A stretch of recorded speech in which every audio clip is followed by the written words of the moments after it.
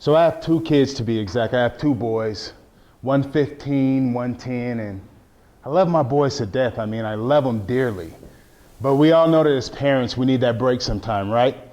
We need that getaway, you know, from all the wrestling, the back and forth screaming, the yelling, the, no, I didn't, yes, you did, no, I didn't, yes, you did. It's my turn to play the game. No, it's my turn to play the game, Dad.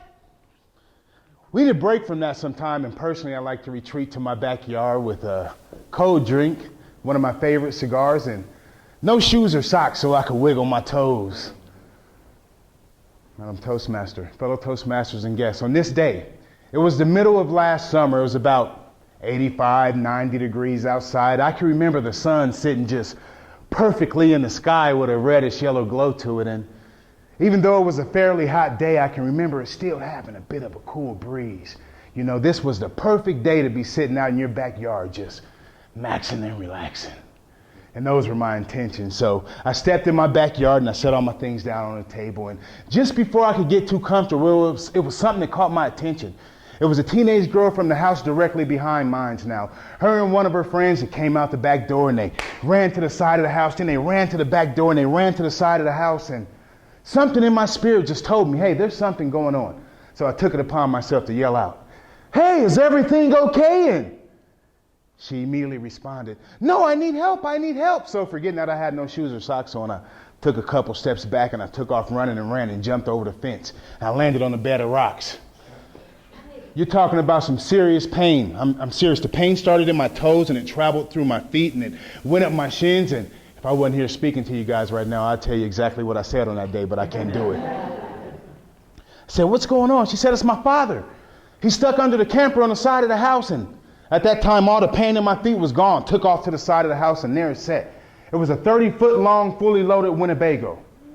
And there he lay, lodged right behind the rear passenger tire. His upper torso was stuck underneath the camper, and his lower torso was free. So I ran to him, and I grabbed his legs. I started tugging on him. You know, I wanted to get him out from up underneath that camper. But he wouldn't move. He was stuck. So I wanted to check his pulse, and I couldn't get to the right position to check his pulse, so I just got behind the camper, and I began to try to lift it. And it didn't move, and I tried to lift that camper again, and it still didn't move. And I tried to lift it again, and it still didn't move. So I ran to the side of the house where the shed was. I'm looking through the shed. I'm going to find a jack. I'm going to get this camper off of this man, but unfortunately there was no jack. So I retreated back to the camper, but I began to try to psych myself out a little bit, you know. I began to tell myself, okay, Dudley, you're 6'2", 250 pounds. You can bench press almost 500 pounds. Let's go. Let's get this camper off of him. I got up underneath that camper one more time and tried to lift it. And it still didn't move.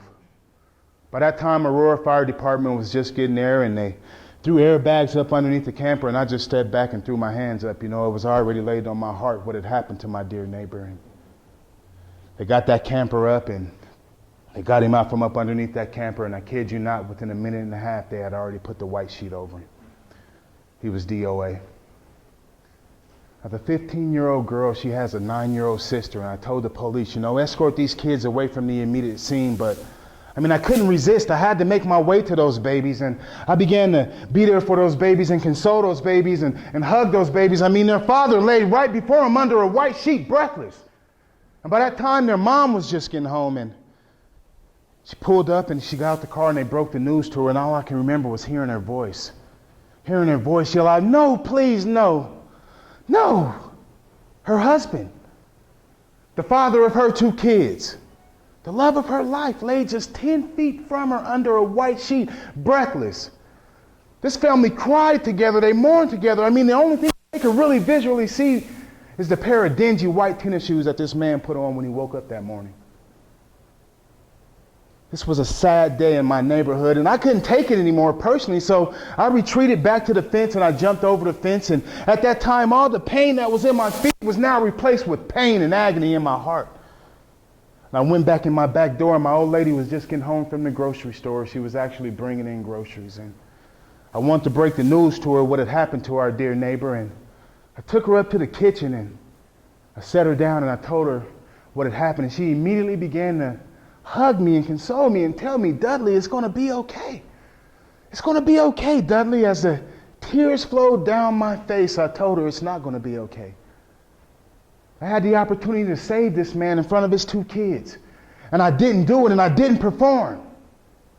But little did I know there was someone standing on my doorstep that was going to change my whole perception of this thing. And that's when my doorbell rang. I went and answered the door, and there was an advocate from the Aurora Police Department. She asked me, she said, "Sir, what's your name?" I said, "My name is Dudley Thurmond."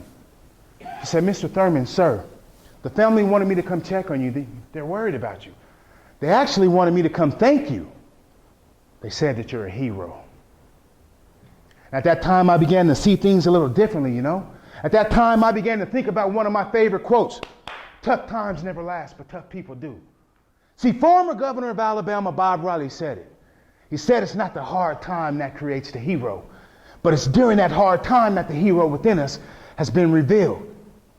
See, I came to realize that God calls us to be a part of certain situations. However, we have no control over when the man upstairs calls someone home. But we are able to be there to be that rock, that strong spirit during a tragic time for someone else. See, I came here to tell you today that a hero is not some mutated X-Man figure. No, you're a hero. You're a hero. You're a hero. You're a hero. You're a hero, my friend. See, we are all heroes. That's because real heroes are human.